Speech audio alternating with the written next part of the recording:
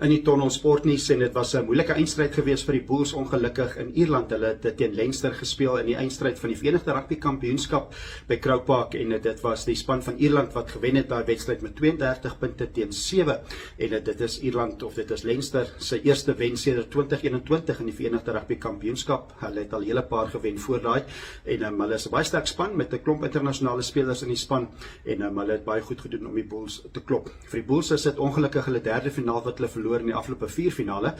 So dit was 'n moeilike wedstryd vir hulle, maar die Bulls kom al hoe nader om daai titel te wen vir Suid-Afrika. Wat volgende nog gebeur is, dat dit is die einde van die provinsiale reeks nou en dit is nou die Springbokke wat bymekaar kom.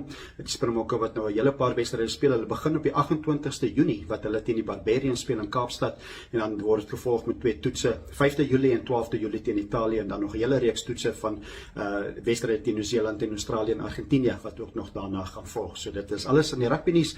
Dit is Leinster wat die kampioen is, Verenigde Rugby Kampioenskap 2025.